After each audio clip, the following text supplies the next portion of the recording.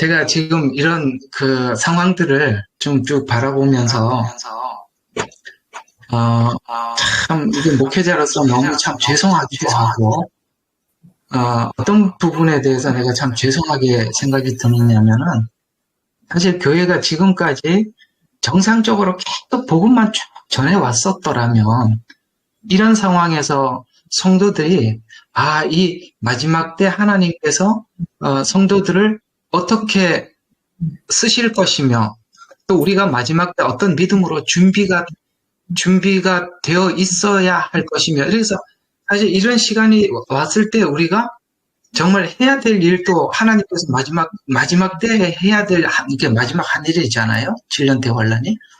그때 사실은 하나님이 우리에게 심판뿐만 아니라 우리에게 더 이야기하고 싶었던 것은 뭐냐면, 그때 진짜 구원의 역사가 엄청나게 일어난다는 이야기가 계속 성경에서 이야기를 하고 있었던 부분들이에요.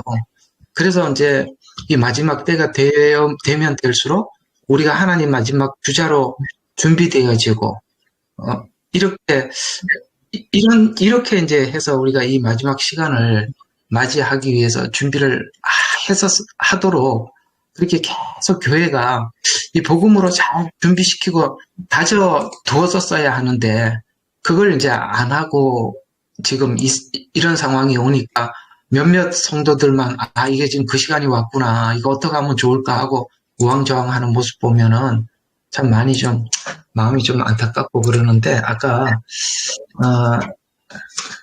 그 성경 해석에 대해서 여러 사람들의 해석 방식이나 이런 견해들이 조금 다르다고 말씀을 드렸지 않습니까? 아까 우리 대표님이 네. 말씀하신 대로 하면은 이렇게 있어요. 이게 이제 다 성경을 보는 눈인데, 성경은 이게 몇 가지 이런 게 있어요. 양면성도 있고 중첩성도 있어요.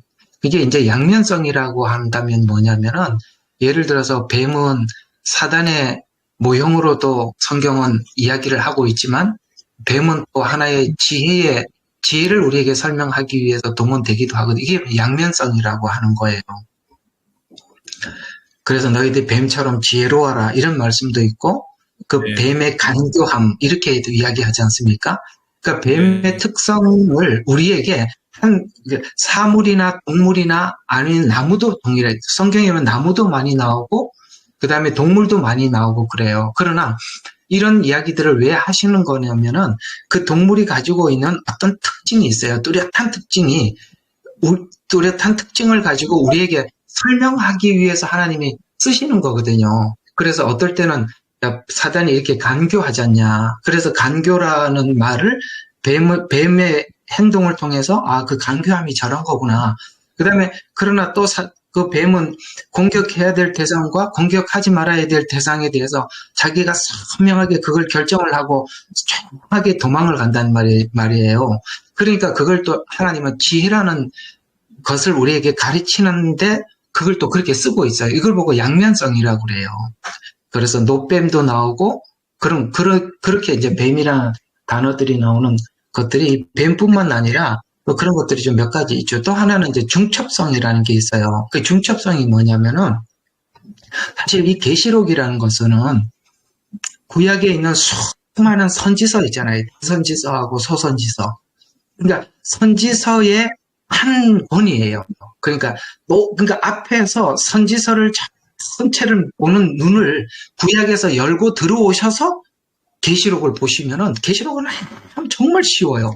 근데 이제 계시록 한 권 가지고 보려고 그러니까, 그러니까 이미 이렇게 예를 들어서 이렇게 그 학교 이제 수학으로 표현하자면은, 요한계시록은 대학생들이 보는 수학이고, 그 대학생들이 수학을 갑자기 푸는 게 아니라 초등학교 1학년 때부터 더하기 빼기를 하고, 그 다음에 나누기 하고, 그 다음에 방정식 하고, 이렇게 해갖고 대학교 가서 그 수학을 푸는 거거든요. 그러니까 이미 사실은 지금까지 수학을 푸는 연습을 초, 중, 고등학교에서 다 한 거예요. 그리고 나중에 계시록에서 지금까지 했던 수많은 약속들이 어떻게 완성되는가를 설명하는 거예요. 그러니까 이 계시록을 이미 구약 성경에서 눈을 가지고 와야 되고, 거기서 수많은 상징과 모형이나 이런 하나님의 약속들을 딱 알고 마태복음 24장 아니면 요한계시록 이렇게 보면요. 그게 어려운 게 이야기가 아니거든요. 그러니까 이게 사실은 교회가 계속 복음을 전해야 돼요. 초림복음부터 시작해서 재림복음까지 이 복음을 쭉 계속 설명을 했더라면 계시록 그다지 어렵지도 않고 지금 사실 우리 마지막 때 하나님께서 성도들을 통해서 하고 싶은 일은 마지막 주자로서 재림복음을 가지고 십자가 복음을 외치게 하기 위해서 하나님께서 성도들을 준비하시려고 하시는데 사실 그런 부분에 대해서 우리가 지금 준비를 해야 되는 거거든요. 왜냐하면은 이 마지막 때 복음은 하나님께서 재앙을 주신다는 것은 악한 자들에게 심판하시면서 봐라, 죄에 대해서 하나님이 분명한 심판이 있다라는 것을 알리면서 이 재림 복음과 함께 십자가 복음이 전해지는 거거든요. 이 마지막 때는. 그러니까 우리는 십자가 복음에 대한 이해를 선명하게 하고 있어야 되고 하나님은 이 재림에 대한 재림 복음에 대한 그러니까 재림 때 있을 이 모든 상황에 대해서 우리가 잘 알고 있는 성도들을 통해서 하나님 마지막 그 잃어버린 영혼들을 하나님께서 이렇게 찾자는 거예요. 그런 관점에서 이해를 해야 되는데 너무나도 이렇게 보면은 저 요한계시록을 너무 이기적으로 보는 거예요. 자기중심적으로. 하나님 관점에서 보셔야 되는데. 그러면 사실 우리에게는 기대감이 생기고 지금까지 하나님께서 내 인생을 통해서 연단하시고 준비하셨던 것이 무엇인가 마지막에 하나님은 나를 어떻게 쓰시기 위해서 내가 남다른 어떤 특별한 경험들을 하게 하고 내가 살아왔던 이 모든 것들을 하나님께서 안 쓰시는 게 아니에요. 모세가 먼저 40년 광야 생활을 했기 때문에 이스라엘 백성들을 그 광야로 이끌어낼 수 있었던 것처럼 우리에게도 하나님께서 이렇게 복음을 전하는 하나님의 일꾼으로 세우기 위해서 우리 인생의 많은 인생 삶을 간섭해 왔단 말이에요, 지금까지. 그래서, 그러니까 이런 관점 속에서 이 마지막 종말을 우리가 준비한다면, 사실 우리는 흥분되고 기대되고, 어디를 어떻게, 이거 주님 오실 때까지 내가 어떻게 어디 가서 숨어서 잘 지낼까, 이런 게 아니라, 주님이 어떤 사람은 하나님의 순교의 자리로 부르기도 하고 어떤 사람들은 사로잡히기도 하고 그러는 거예요. 그러면 우리는 그 이후에 있을 하나님의 약속을 믿는 우리들에게는 그런 것들이 그렇게 그거 한 건 아니죠. 그리고 또 하나 좀 여러분들한테 제가 이거 오늘 계시록 24장 쭉 보면서 유의해서 봐야 될 부분이 뭐냐면은 뭐 기근, 전쟁 이런 거는 분명히 눈으로 드러나는 거지만 안 보이는 게 있어요. 그게 바로 미혹이거든요. 예수님께서 가장 많이 우리에게 24장에서 가장 많이 써 있는 기록이 미혹이에요. 그럼 미혹은 뭐하고 관계가 있냐면 거짓 선지자하고 관계가 있어요. 그러면 이 거짓 선지자에 대해서 마태복음 24장 끝에 가보면은 종말의 거짓 선지자 아주 단순 명료하게 써놨어요. 뭐라고 기록했냐면은 거짓 선지자들은 내가 오면서 또 성경책을 안 가져왔어요. 어디 있어? 집히는 대로 제 성경책 종류대로 다 있는데 요거는 보니까 현대어 성경이에요. 네. 저는 이게 24장의 이 후반부를 정말 우리가 잘 봐야 된다고 생각해요. 여기서 쭉 보면은 45절부터 51절에 보면은 슬기로운 종과 그러니까 슬기롭고 충성된 종이 있고 그 다음에 악한 종이 있는데 여기 보면은 앞에 보면은 깨어 있어라. 우리 주님이 언제 오실지 너희들이 알지 못한다라고 자꾸 깨어 있으라고 이야기하잖아요. 깨어 있어야 된다는 건 알겠는데 어떻게 해야 깨어 있는 거냐? 거기서 첫 번째 우리가 선택해야 될 게 뭐냐면은 여기에 그 착한 종과 마지막 때 악한 종이 있다는 거예요. 그러니까 이게 여러분 우리가 깨어 있으려고 그러면은 정말 하나님 앞에 신실한 종이 누군지를 찾아야 되는데 그 신실한 종은 때를 따라 양식을 나눠주는 종이거든요. 그러니까 때를 따라 양식을 나눠준다는 것은 그 하나님께서 그 초림 때부터 마지막 종말 때까지 이렇게 시간표를 딱 정해놨다는 말이죠. 그 시간표를 우리가 정말 하나님 앞에 구원의 시선, 그러니까 구원에 집중한 종이라면은 성도들이 일단은 거듭나고 구원받기 위해서 분명한 십자가 복음을 통해서 우리의 구원이 어떻게 하나님께서 십자가에 의해서 이루어졌는지 전했을 것이고, 이 십자가 구원이 종말에 어떻게 완성될 것인지 요 틀 안에서 계속 설교를 하고 성도들을 가르쳐 왔을 거예요. 요건 정말 신실한 종이에요. 그래서 신실한 종은 십자가 복음에서도 정확하게 전달을 했을 것이고, 주님 오시는 그 재림에 대해서도 정확하게 전달을 했을 거예요. 그러면은 분명히 충성된 종은 재림 때가 왔을 때 다 알아차린단 말이에요. 여기 보면은 다 안단 말이에요. 왜냐하면 우리에게는 그날과 그 시가 갑자기 오는 게 아니라 우리가 계속 바라보고 있었기 때문에, 지금은 그 아까 여기 24장은 지금 마지막 종말에 있을 그 시간표에 대해서 쭉 인지양이에요. 그러니까 일곱 개 인이 있잖아요. 인지양을 이렇게 간략하게 예수님이 이렇게 쫙 설명을 해준 거예요. 그러면 지금 이런 전쟁들은 무엇이고, 국군이 무엇이고, 전염병이 무엇이고, 이런 걸 다 이렇게 관찰하고 있단 말이에요. 하나님 앞에 충성된 종들은.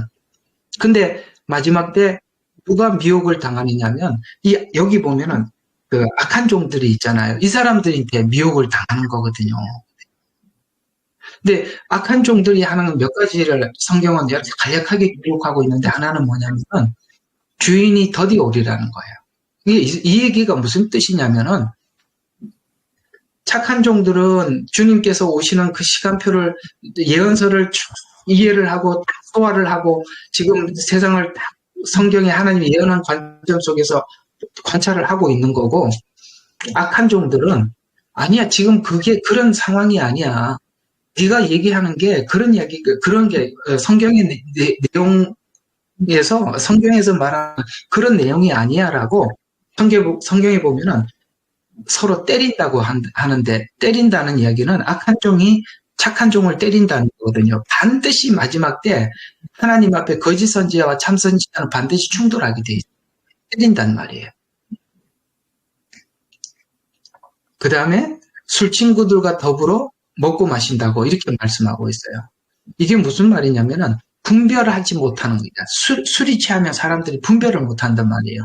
그러니까 분별하지 못하는 그 그룹들이 함께, 이게 그러니까 술 친구들과 함께 모이는, 이렇게 분별하지 못하는 사람들이 한 그룹이 있고, 그 다음에 분별하는 하나님의 종들이 한 그룹이 있어요. 이건 구약에 이미 수도 없이 그런 얘기가 나왔던 거예요. 이스라엘 백성들이 바벨론 포로로 잡혀가기 직전에,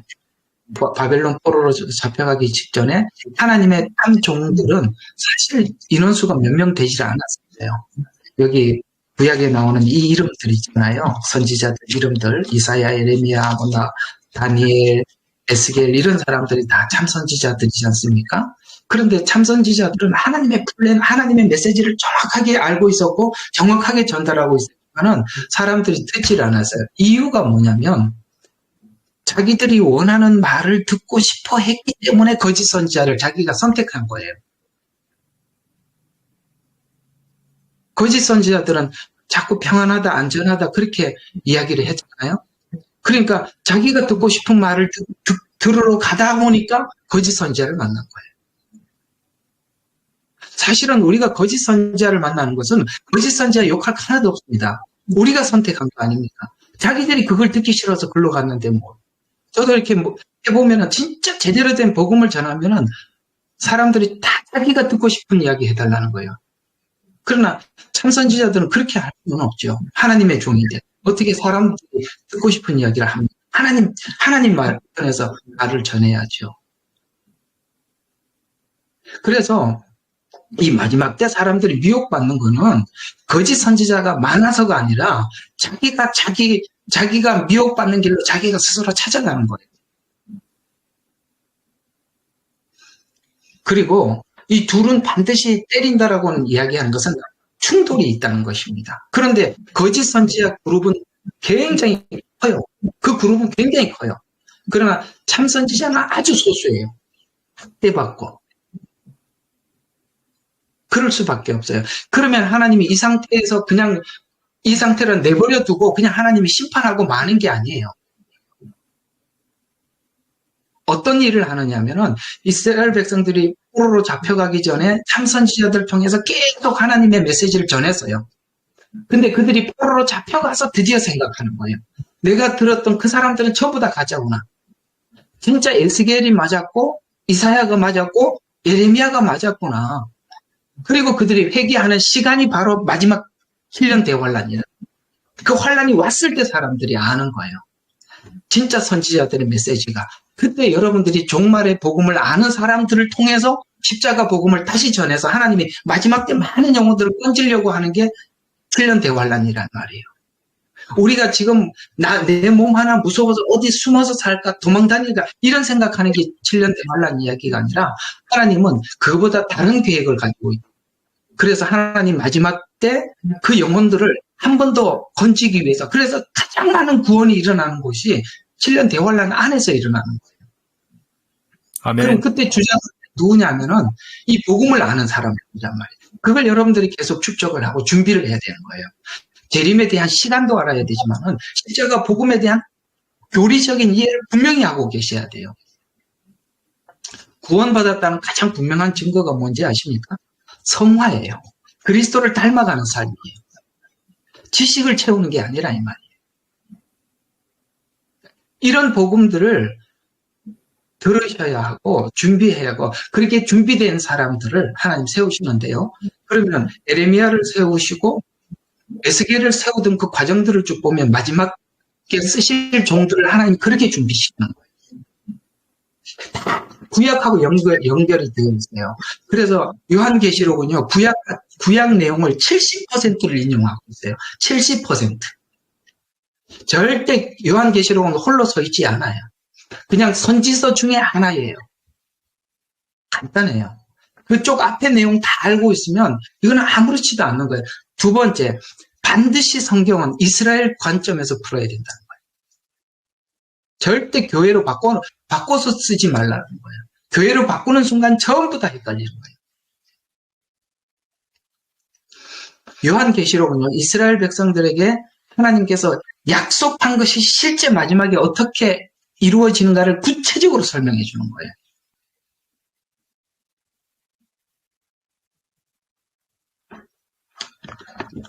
예, 여기까지만 해도 다른 분들 말씀하셔야 될 것 같아서 힘내세요. 이게 진짜 이게 마지막 때 다가와서 얼마나 기쁩니까? 우리가 우리도 계속 가서 밖에 가서 지금 외치지만 사람들 반응 안 하잖아요. 이제 하나님께서 재앙 내리시고 증인들이 외치고 그때 사람들이 진짜 경건한 사람들, 하나님 준비한 사람들 그때 다 돌아오게 돼 있어요. 그때 하나님 나를 쓰시라고 지금 준비해야 되는 시간이에요, 여러분들. 아멘. 예레미야의 눈물은 시대에 맞는 말씀 선포와 변질되지 않은 순수 복음을 외치고 있습니다. 함께 연결되어 하나님께 예배드리며 이 마지막 때에 하나님께 쓰임받길 원하시는 분은 카카오 채널로 연락 주시면 연락드리도록 하겠습니다. 고정 댓글에 채널 경고와 착제에 대비한 예비 채널과 제2채널 링크를 올렸습니다. 이 채널 또한 구독 부탁드리겠습니다. 감사합니다. 우리는 역사상 가장 중요한 시점을 지나고 있습니다. 하나님께서는 하나님의 일을 하시기 전에 사람을 준비시키셨음을 우리가 알고 있습니다. 하나님 말씀은 마지막 때에 대추수, 대부흥의 때가 있다고 분명히 예언하고 있습니다. 아멘. 하나님의 말씀이 그대로 성취될 것을 믿습니다. 예레미야 눈물은 잠자는 교회와 영혼을 깨우기 위해 노력하고 있습니다. 이 가슴 뛰는 일에 함께 하길 원하시는 분은 카카오 채널로 연락 주시기 바랍니다. 당신은 위대한 하나님의 사람입니다.